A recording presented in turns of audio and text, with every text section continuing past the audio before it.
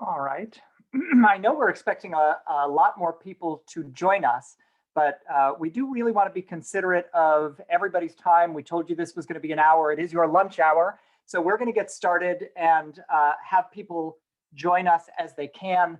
The really the beneficial part of that is all they're going to miss for the first minute is me. And you're all really here to listen to our friends from Brighten Solar. But I want to thank you all for being here once again. I want to let you know just a couple logistical things. If you have questions at any time during this webinar, there is a button on the bottom of your screen that says Q&A. Go ahead and click that and you can type in your question. Jeremy will be able to answer some questions live as they come through, and we'll have a time for questions and answers at the end. And I also want to let people know we are recording this session today. So people who are not able to join us today will still be able to get the information that we are discussing today. But thank you once again for joining us. For those of you who do not know, I am Owen Bailey. I am the Executive Director at the Environmental Defense Center, and we are thrilled to have you here with us and just so excited to be sharing this day with our good friends at Brighten Solar Company. I think just about everybody on this call knows EDC, and you know the work that we do to help protect our climate. People probably know us in association with our work to stop and to continue a moratorium on fracking in the Santa Barbara Channel, our successful effort to stop the massive expansion of oil drilling in Cat Canyon, and the myriad other projects that EDC has been involved in over the 43 years here in Santa Barbara. You may not know we are also a leading voice in helping drive renewables in the Santa Barbara Channel, looking to create opportunities for ecologically safe offshore wind power, and that work is ongoing. But climate change is such a massive challenge, and it requires all of us to be a part of the solution. And that's why we're so excited to be working with our friends at Brighten Solar, because there is really nothing that we can do in our personal lives that has more benefit to climate change than to making the change to installing solar and battery storage in our homes. And you probably know Brighten Solar from seeing them at our TGIF Happy Hour series, which was stopped for COVID, but we'll be back and hope to have Brighten back with us. And they truly are not just the leading experts in this field in our area, but also just the nicest people, just wonderful to work with. And we're thrilled by this partnership and so glad to have you here today. And so I'm with that going to pass it along to Brighten's co-founder and CEO, Maureen Schumann. Thank you so much, Owen. My name is Maureen Schumann. As Owen said, I'm one of the co-founders of Brighten. And it is a real pleasure to host this webinar with EDC today. We have been around for a few years now, about 5-6 years now, and having an impact in our community through obviously installing solar, but also helping wonderful organizations like EDC is really an honor and something that we've tried to implement since the beginning. And through this program, we're really hoping that we can have an even bigger impact, not only by helping people like you, homeowners like you, to install solar, reduce their carbon footprint, make savings, but also help support the wonderful work that EDC is doing on a daily basis. So thank you for being with us. We hope that this presentation will be, useful, bring all the answers that you're expecting. If not, again, we have this chat box, so please type in your questions. We have someone here, Jeremy, my partner, is going to be monitoring the questions and trying to answer them as they come. And we'll leave some time at the end for more questions if you have any. Without further ado, then I'm going to start looking at all the signups and the questions that you were able to enter, I kind of see that some of you are interested. We had a mix. About half of you are interested in going solar. So we'll spend the first portion of this webinar in talking about how do we bring you solar and what are the benefits of going solar. And the next portion will really focus and answer the questions that you may have on how to add a battery backup for those of you who already have solar installed. So I'll take care of this first portion, and then I will pass it on to my colleague Cash. And throughout my presentation on how to produce clean energy with solar, I will touch base on how solar works. It's very important that you're familiar with how the technology works, but also the different components. What are the benefits of installing solar for your home? What is the process? How do you get started? If there are some incentives and rebates available for you. And finally, what are the financing options? Like how do you finance such a project? And as I said, next, Cash will cover how to install a battery, how to add a battery backup to your existing solar system. So first, my turn. How solar works. So for a lot of people, it can be daunting. Solar might seem like a new technology. It is still fairly new, but honestly, it is quite simple. And I'm going to try to do a good job at explaining how it works. So please bear with me. We have a few equipments. When we talk about a solar system, obviously everybody thinks about the solar panels installed on the roofs. These are just one component of the whole system. So we do start with solar panels. We can install them on your roof or on the ground. That's what we refer as ground mount solar. And what the panels do, they're actually transforming the sun's ray into direct current. Now, most of you might know that in your homes, your appliances are not using direct current for safety reasons. They're using alternating current. So we need to add a piece of equipment after the solar modules that we call an inverter. And that inverter, among other things that it does, is to convert DC current into AC current. And then that nice AC current is going to flow into your home through your electrical panel.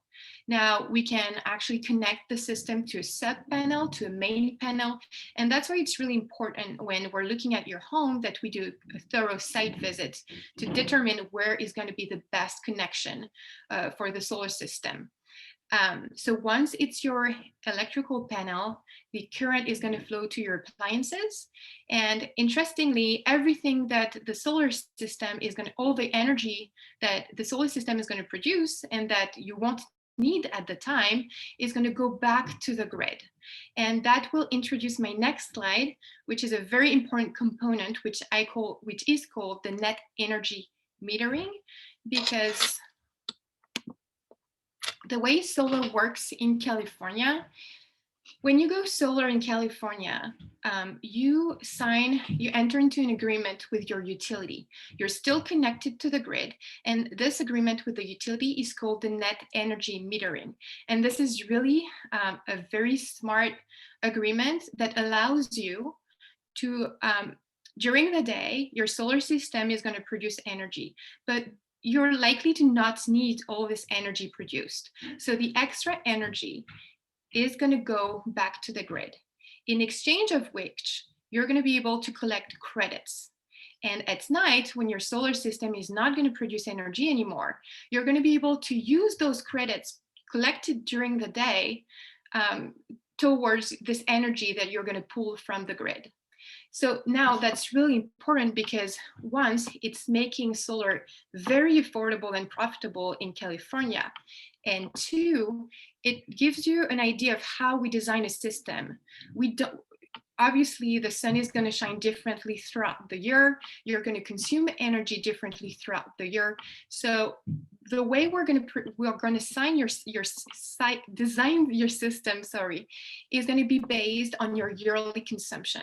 And the ultimate goal for us is to find the right size system that's going to produce as many kilowatt hours as you're using on an annual basis. And this is really what's going to maximize your return on investment.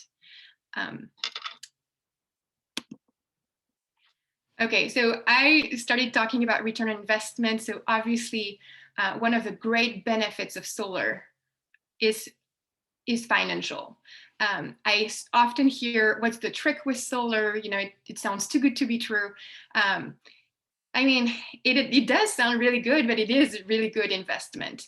And starting from a financial standpoint, obviously you're now becoming your own utility somehow. So you are producing energy, clean energy, and instead of paying the utility, you're just investing in your home. And after a few years, the average payback right now is around 7 years. Then the system is paid off, and all the energy, everything is pure savings for you on an average. Well, all the equipment is warranted for 25 years, but the system is going to be likely to last longer. So think about all these years of pure savings where you're not going to be paying electricity anymore. It is a very sound and profitable investment in terms of internal rate of return. We're averaging 15%. So for the financial savvy people who are with us, you can compare different types of investment, and 50% is really high. Solar also adds value to your home. There were some very interesting studies showing that, for two homes exactly the same, there is a real interesting premium of having solar installed on your roof. It also helps the house sell faster, about twice faster, according to the same studies. So if you're looking at solar from a pure financial standpoint, it is a very interesting, profitable investment. Now, I like to think about it, I like to think that a lot of people are motivated also from an environmental standpoint.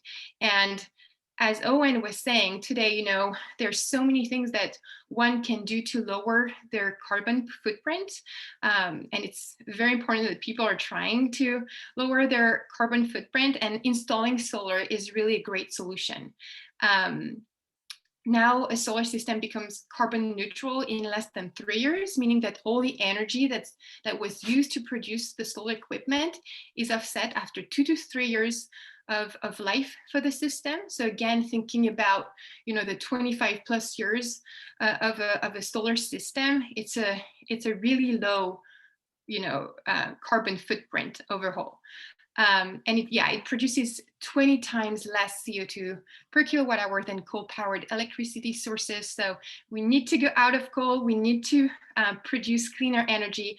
And obviously, we're relying on homeowners to install solar to do so. And finally, I like to think of solar as being providing great benefits from a lifestyle standpoint.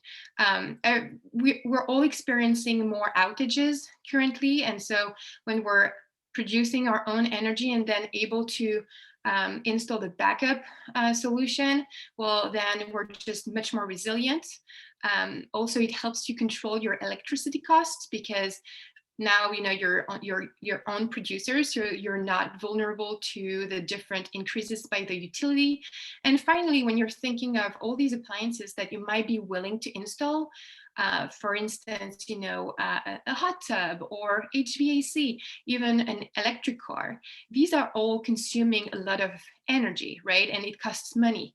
Now, when you're producing your own energy at a lower price, it might be a good time to think about, oh, maybe I will be able to afford that HVAC system. I will be able to afford that tub that I so much desire.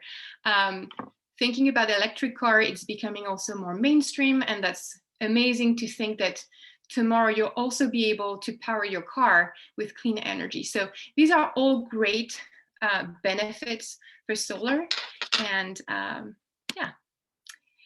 Now, okay, hopefully I convinced you that solar could bring you a lot of benefits. How do you get from there? A lot of people were asking that question through the sign up for this webinar, and I can see how it can be a little bit confusing.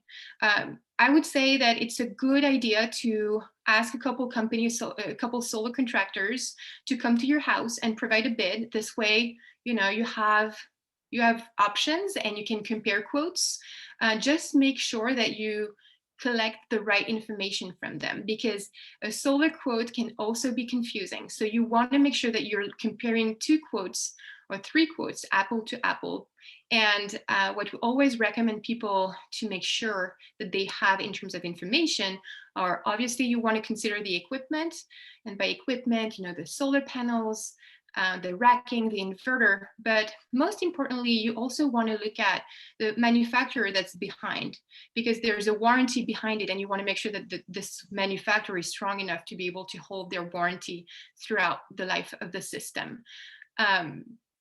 You also want to look at the different system size. Why would a contractor size a system and say, okay, well, this is going to be a 5 kilowatt system, versus another one might think that a lower size, a smaller size system might fit your needs. So you want to make sure that you're comparing those, apple to apple. You want to look at the system cost per watt. You want to look at the value of the power, and you want to obviously check the references and the reviews of the companies. Everything is, in our era, everything is online. So you should find it easy to look at the reputation of the different companies around. And yoo-hoo, you made it. Like, you made the great decision of going solar. You looked at the different proposals, you had your site visits, and now you just signed a contract. So I want to give you an idea of what the process of going solar looks like once you've made the decision. I can't talk for the other solar companies around, but I can certainly talk for what we do at Brighten. And at Brighten, we're really trying to fit a project within this 2 months timeline. And so the first step, obviously, you're signing the contract. So we'll want to gather all the technical data we need to build your solar permit. Once that's done, we're submitting the permit to your local jurisdiction. And usually about a month later, we can expect to have it issued. Then we can schedule your installation. And for residential, a typical installation really only lasts 2 to 3 days, which is fairly quick. After that installation is complete, we want to call the inspector of the jurisdiction so that they inspect the work that we've done. And it can confirm that everything was actually built according to the permit. And it will sign, to confirm that, it will sign a job card.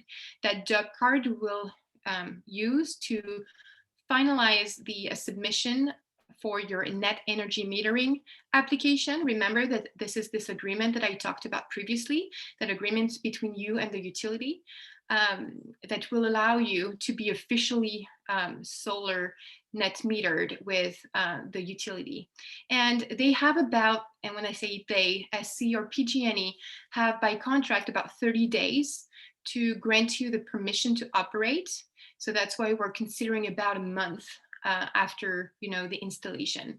And thankfully, well, what we've been doing at Brighten is we're trying to really expedite that process by really taking care of all the paperwork ahead even of the installation, so that by the time that we're having the signed job card post inspection, we just submit it, and the utility is already familiar with your project, so we can have the permission to operate much sooner, in only usually a week. And here you are. You received the permission to operate. We can celebrate with you, and you're officially solar powered, producing your clean energy and making lots of savings. Now, a question that we always have is, okay, well, how do we get from there? Like, once we have the solar panels and all this equipment, how do we care for it? Like, what are the warranties? How can I, make sure that this is a sound investment and I'm not going to run into many problems later? Well, first, you have to, understand that solar panels have no moving parts. So it's really unlikely that they're going to fail. However, they're still protected by a manufacturer's warranty at 2 levels. You have a product warranty, which now averages 25 years, and a production warranty, also 25 years. It means that if you have a product issue, usually we would see it in the few days following your installation, something is not working with the panel itself, you have 25 years to claim that warranty. And the production warranty is, let's say this panel is actually working, but not working at its optimum production, then we also would monitor that and have 25 years to claim that warranty. On the inverter side of things now, the inverter technology is, well, basically, if there's something that will fail in a solar system, it's going to be the inverter. This is where most of the technology is actually in. And so you want to make sure that you're protected. You're going with a strong manufacturer for your inverter. Here, we put the typical warranties for the leading manufacturers, inverter manufacturers. For string inverters, it's usually 10 to 12 years. For microinverters and power optimizers, it's 25 years. You might not understand at this stage the difference between power optimizers, microinverters, but this is why it is so important for us to come on site and have this discussion with you, because we'll walk you through all the specifics and explain to you why we would go with one technology versus another. And what we do at Brighten, we want maximize a maximum peace of mind for our clients. It will cost you so much more money at the end of the life of the inverter, let's say 12 years, to replace everything. So in our bids, in our quotes, we're always adding an extended 25-year warranty, because it's just making a lot of sense. The extended warranty costs far less money than replacing the inverter down the road. So we're always building that so that you have a whole system that's warranted for 25 years. In terms of workmanship, usually it's 10 years. And when I say usually, I'm trying to say, for most solar contractors here locally, it's 10 years. And to maximize the production of your whole system, we recommend an annual cleaning. Just rinsing them once a year will usually do the trick to make sure that your system is still producing what it should. Eligibility checklist. So is your home right for solar? We have a lot of people coming our way and telling us, well, this company told me that I couldn't go solar. My roof was not proper for solar. In reality, it's true that some companies will decide to work on certain types of roofs, but most roofing materials are actually eligible for solar. We've worked on pretty much, I think, every type of roof. And sometimes we need to bring a roofer, but the good thing is that whether you have a concrete clay tile, PVC flat roof, we can install solar today. First, in terms of in terms of your checklist, obviously you need to own your home. You need to have enough roof space or ground space. We like to favor southwest or east exposition because they're going to obviously maximize the solar output. We want to minimize shading. And in terms of the roof condition, usually what we'll say is if your roof has less than 5 years of life left, then we'll recommend re-roofing at the same time. The good thing by doing this is that you can claim the tax credit associated with solar to that roofing cost. So all the different upgrades that you would need to do in order to install solar would qualify for that tax credit, which currently is 26%. We'll talk about that. And so it can really significantly lower the cost of your project. Here we are talking about the incentives. So thankfully, we had the great surprise at the end of last year that these solar incentive tax credit, that's a federal incentive, it was supposed to go down to 22% in 2021, but it got extended at the 26% level for 2 more years. So people have until the end of 2022 to benefit from this great 26% tax credit.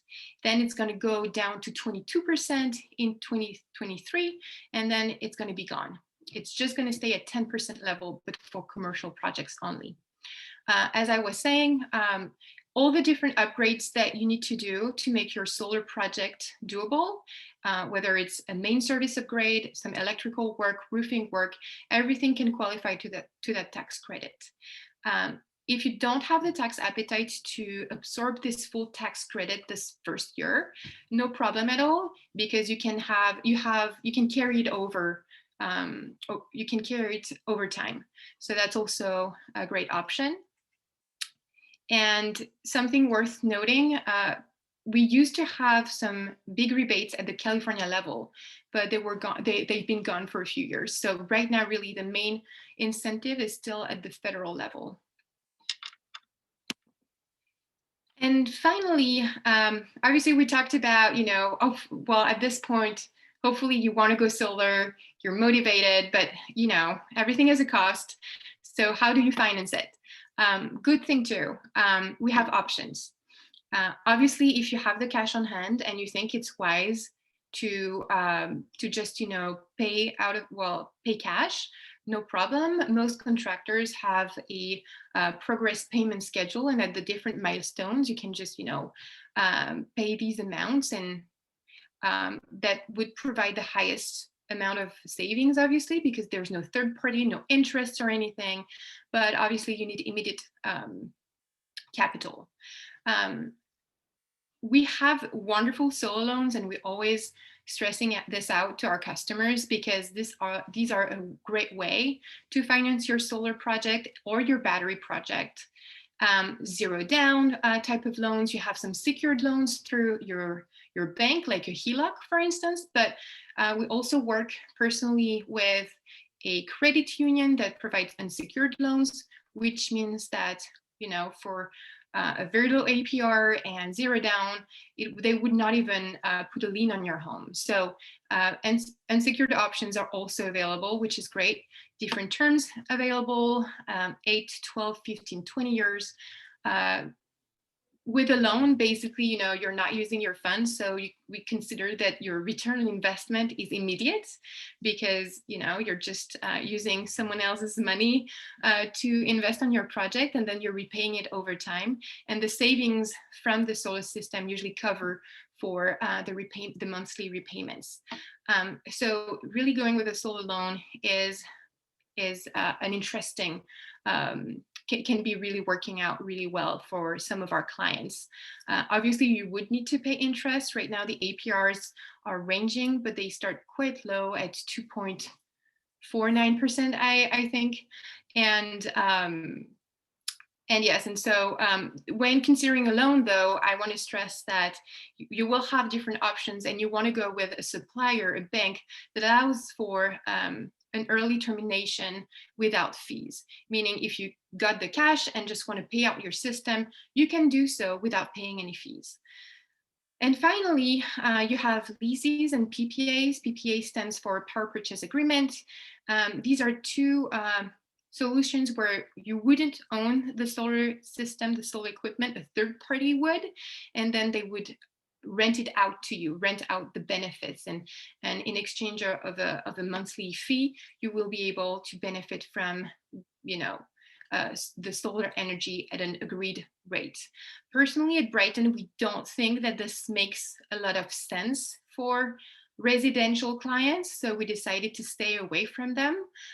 We have a lot of realtors friends also in the community, and having this lien on the house sometimes causes big problems. And again, it really doesn't maximize the return on investment of our clients. So we decided to kind of stay away from providing leases and PPAs to our clients. But these are solutions out there in case you're interested. And that's it for me. So I try to cover as much as possible in terms of, the pure solar aspect. If you have any questions, I hope that you're using that chat box. And now I will pass on the presentation to my colleague, Cash, who is going to talk more about the battery backup part. Thanks so much, Maureen. Is everyone able to see my screen now? All right, great. Let me just bring back up here. All right, so hi folks, my name is Cash Upton, and I've been with Brighten Solar for 3 years now. And I'm born and raised in Santa Barbara, so it really is near and dear to my heart to get to participate in workshops and partnerships with nonprofits like the EDC that are just doing such good work for our community. I went to school at UC Berkeley for political economy with a major in sustainability. So solar really does meet all those needs, just like what Maureen was talking about. It has incredible economic benefits as well as sustainable benefits. So I really appreciate all of you being here today to learn a little bit more about batteries. Batteries really do have a tremendous potential for combating climate change, specifically with microgrids and the ability to reduce our reliance on natural gas power plants at nighttime. But it is important to recognize that not all batteries are created equal, and some are better than others for different applications. So we'll dive into that a little bit later on. Now, a lot of my customers tell me when they are looking to go solar that they also want to go off grid. There's this kind of romanticism about going off grid, but really the grid offers a lot of benefits that you don't really want to sever yourself from. So most of our customers are choosing a backup battery with different functionality too, but staying grid tied for the majority of the time throughout the year, except for when there's those intermittent outages. So real quick here, just to show a little explainer on, Maureen went over the solar portion of it. So we have the solar panels feeding our inverter. The battery over here actually acts as the physical disconnect between your main electrical panel and the grid, and then all of your backup loads in this critical load subpanel. So due to the current state of battery technology, it really isn't financially feasible to do a whole home backup. And a lot of that has to do with the power needs of big appliances, as well as just duration and how long the battery can provide power to you. So if you really were quote unquote off grid, you would need 2 to 3 times the battery capacity in order to make up for inclement weather and rain and periods without a lot of sunshine. So what you see here is the battery in the event of an outage actually cuts the tie to the grid and provides a microgrid to the backup subpanel and the home, and is what allows solar to keep functioning. And that's due to California's rapid shutdown law, which states that when the power goes out from the grid, the solar has to disconnect in order to protect the electrical workers on the line so they don't get electrocuted. So the battery essentially cuts that connection and creates a microgrid.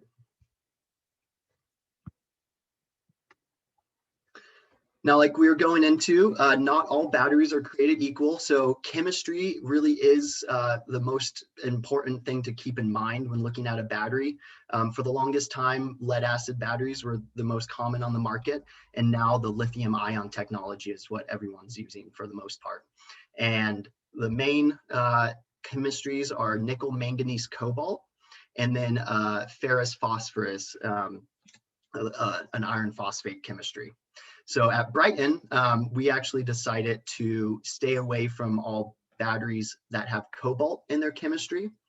And those are batteries such as the Tesla Powerwall, the LG Chem, and the Panasonic Pika, to name a few.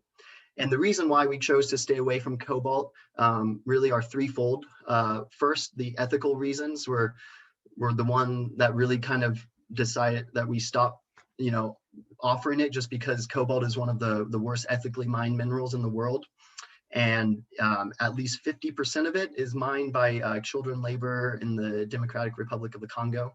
And you can't guarantee if it's ethical or not, really. There are some people trying to, but you can't guarantee it. So for that reason, we just wanted to wash our hands of it and not support that industry.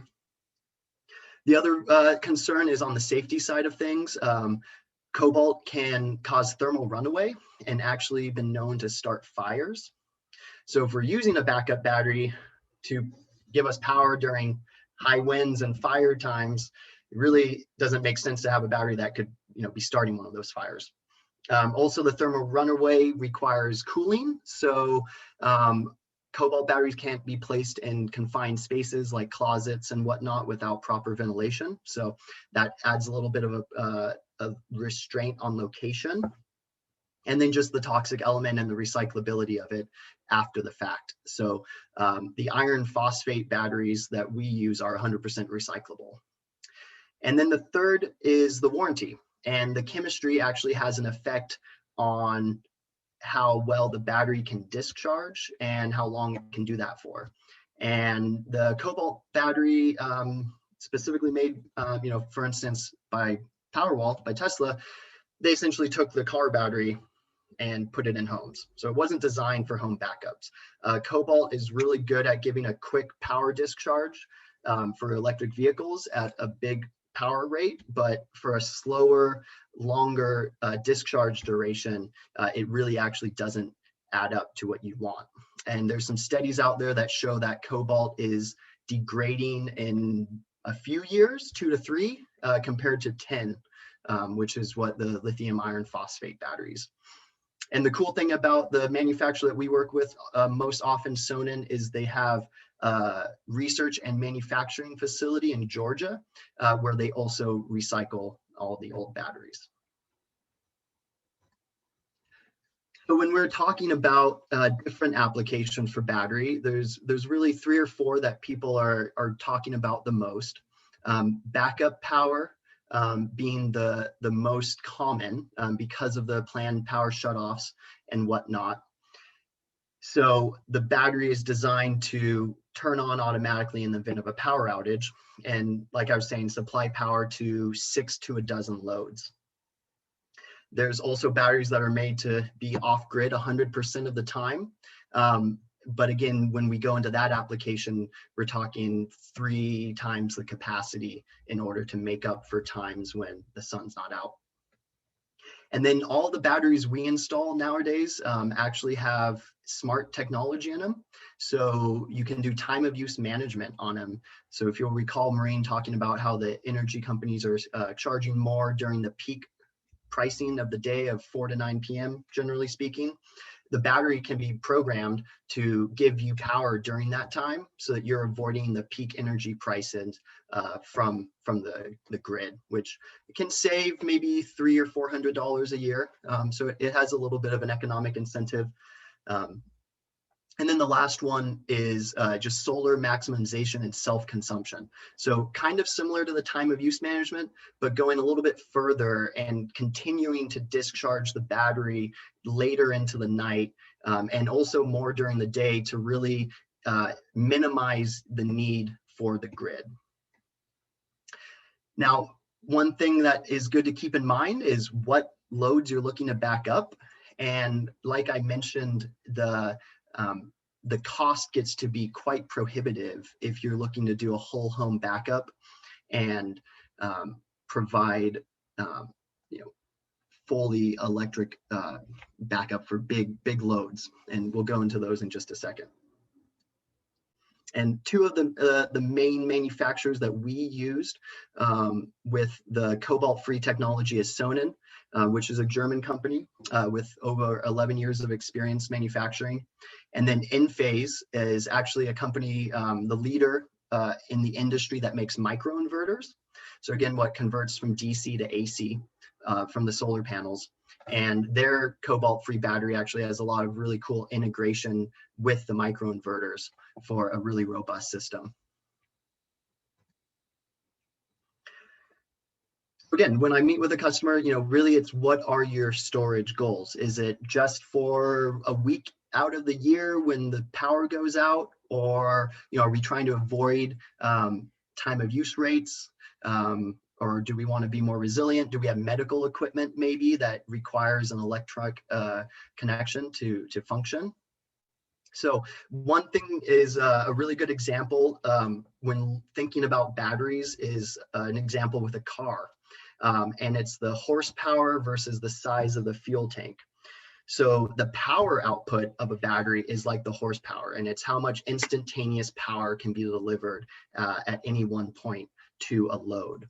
And then the fuel tank capacity is like the kilowatt hour duration of the battery.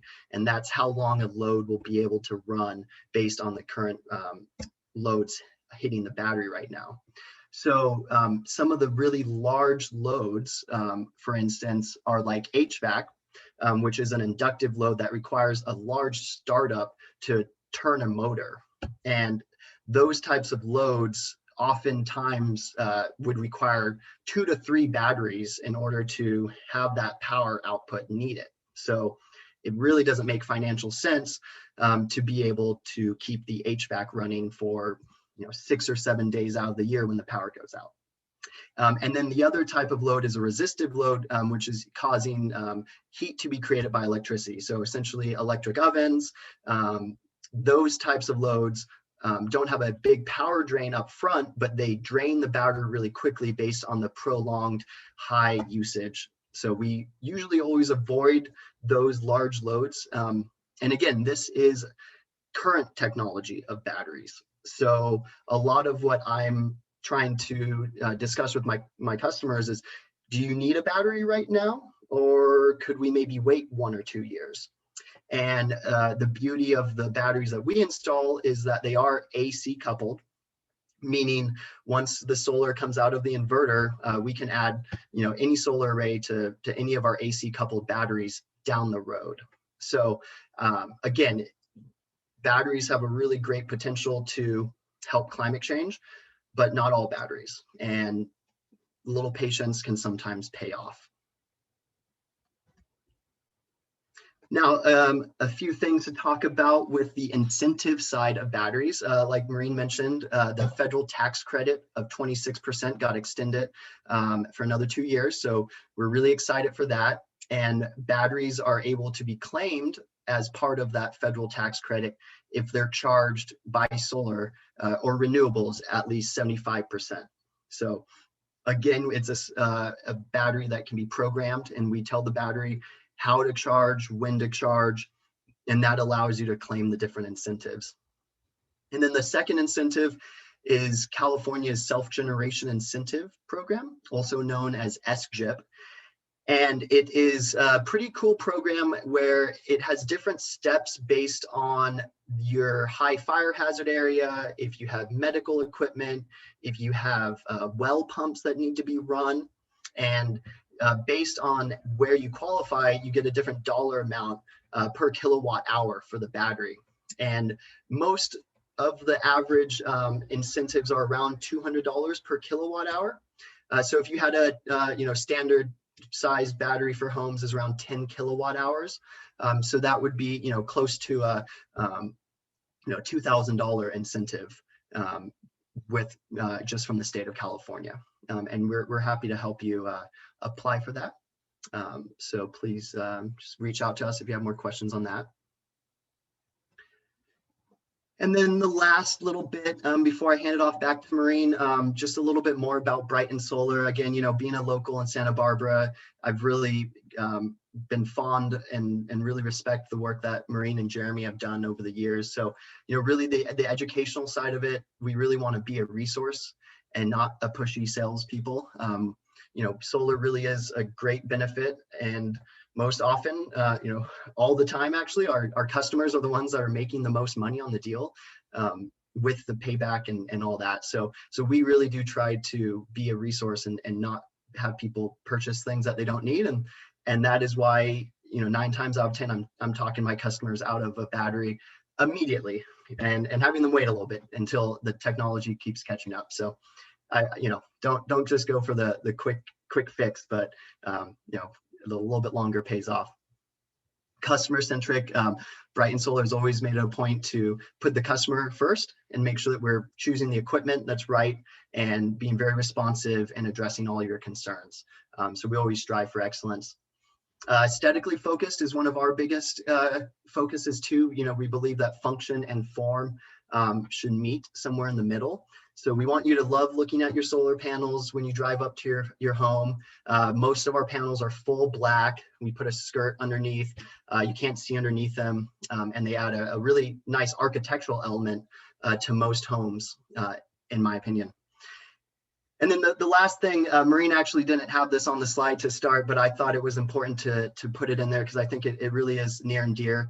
You know, Maureen and Jeremy are very humble, so they didn't want to, you know, showcase it, but I think it's really important. And you know, all of our installers and our employees are full-time, and they have vision and dental benefits, and some matching retirement. So, you know, it really is important to me that our workers are being taken care of. And the fact that Maureen and Jeremy have built that into the company is really important to me, and I want to show it off. So without any further ado, though, I will hand it off back to Maureen and let her finish it up. Thank you, Cash. Let's see. I'm going to share my screen too, but actually, I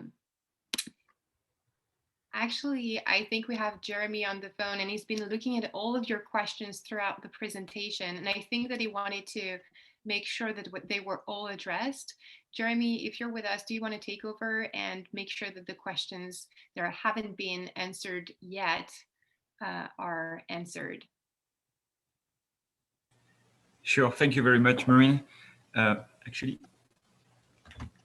let me just remove this because I cannot hear myself. So I am the co-founder with Maureen of Brighten Solar, and I'm taking care of all the operations at Brighten. And I've been answering some of the questions that we received so far. Thank you very much for this. We've received new questions, so I'm going to go through them while I'm speaking with you. The first one is from Bill, and he's saying that on one of our previous slides listed, we were saying that we cannot charge an EV with a battery. Is that one of the things you can do with a battery, or could not? If not, how are people who are using solar, or are people using solar to charge their cars? Okay, so we advise not to use the batteries to charge an EV car. So that's normally something we are not doing. The reason behind that is because the batteries on a car, on an electric car, are usually much bigger than the ones you are installing on your house. And because of that, you can drain the batteries of your house completely before being able to completely charge your car, and even before being able to use that electricity for the rest of the house. Now, for the rest of your question, when you are saying, how are people supposed to use solar to charge their cars, that's something separated. We are not advising people to charge their cars with their batteries during a power outage. However, if you already have solar on your house, since the solar electricity is going to flow directly into your house and to any of your appliances, when there is not a power outage, the solar system is going to charge your car. So I just want to make sure that it's clear. We have another question from Laura. Do I have to install a new roof and solar within the same year to qualify for the federal tax rebate? So that's a tricky question because we are not CPAs. So please take everything that I'm going to say here with not as a fiscal advice. What I can tell you is that if you're installing solar and a new roof at the same time, you can claim the federal tax credit on the portion of the roof where the solar system will be at the same time, in the same ballpark lump sum thing that when you're claiming your tax. I know it's not really clear because it's not really clear in general. Now, if you're changing the roof at the beginning of the year and installing the solar panels at the end of the year, once again, I'm not a CPA, but I think you can argue with your CPA that you change the roof in anticipation of the solar system. So maybe that's something that can be used. However, if you're completely changing your roof, one thing that is for sure is that you will not be able to claim the federal tax credit on the entirety of your roof, just on the portion where the solar system is. While we are waiting for more questions to come in, we can go back to the questions that were already answered. The first one was Bill again, talking about Edison and the process, and Edison making it difficult to go solar. So that's something we discussed during the presentation, but if we can quickly go back to this. Utility companies in general, even though they are not saying it this way, are not really fond of solar in general, but there is contracts in place and there is regulations in place with the California Public Utility Commission, the CPUC, that makes it in such a way that there is processes in place to make sure that we can interconnect the solar system with a utility company. We are used to do that. We are doing it every day. One thing I can tell you with SCE is that it's not that difficult to get approved for a solar system. So we are doing it, we are doing it every day, several times a week. The process usually takes about a week to 2 weeks to be approved after we pass inspection. Maureen was saying in one of her slides, it takes about a month between the beginning of the process with them and when we are receiving the approval. And one thing we are doing is we are starting the process with a utility company ahead of the installation.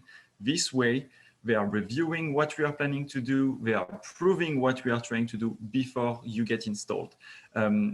Because another question we received, I think it was from Laura, saying, what if permission is not granted by Edison? Well, in that case, we are not installing. We are modifying the design. We are doing something differently, but at least we know that ahead of time. Bill had another question about the CO2 emissions of the solar system. So during his life producing electricity, the solar system is not producing CO2. However, to build the solar system, to build the solar panels, the inverters, the racking, transport that during the installation, all of those actions are releasing CO2. So you need to factor this into the CO2 emission by kilowatt hour of a solar system. And right now, what we are seeing is that the CO2 emission of a solar system is comparable to the CO2 emission of a nuclear plant. So extremely low, the lowest one on the market right now. Another questions that we have new questions, so let's go to that. Okay. Will I need a new inverter in order to gain battery power outage protection? Not necessarily. So one thing we have not talked about in the presentation is the different type of batteries architecture when we are doing an installation. I will say 90% of the time we are able to just install a battery into an existing solar system, and that's okay.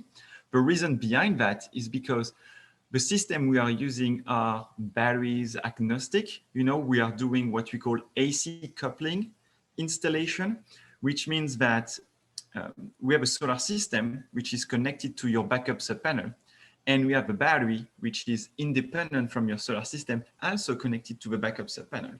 So from the battery standpoint, it doesn't matter what type of inverters you have, what type of installation it is, or if there is a solar system or not. The battery is going to work completely independently of that. Another type of system is what we call DC coupling battery installation, where the solar system is directly feeding the battery. And that's not something we are doing for the reason that, exactly for the reason you are pointing with your question, to make sure that we can install the solar system and the battery completely independent from each other and be able to install a battery into an existing solar system.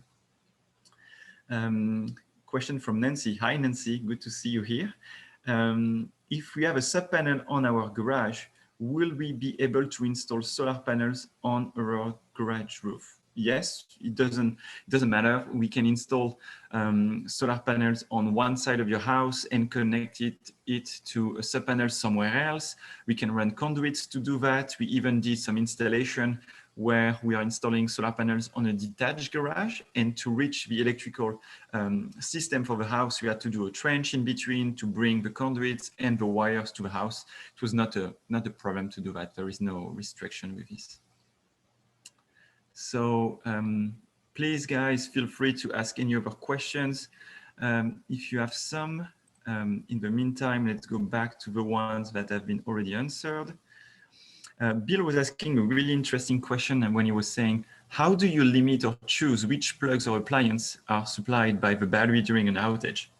Does the house have to be rewired? So choosing the outlets or the appliances that you want to run during a power outage really depends on your way of life and what you think will be important during a power outage. Most people are focusing on their fridge, freezer, sometimes the TV, internet, garage door openers, security system, hot water heater, these type of things, all the things that they will really need during a power outage. So when we do a site assessment review, the first thing we are asking you is what are important for you? What do you need during a power outage? And the more things you are listing in this backup subpanel, the more expensive the system will be. So that's always a trade-off that we are asking you.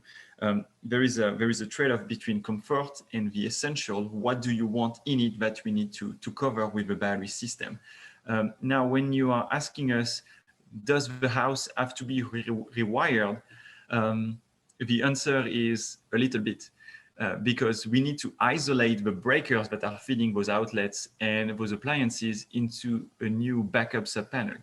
And to move those breakers, sometimes we need to open some walls, we need to rerun some conduits, we need to remove the breakers and the wires from one side of the house to the other side of the house.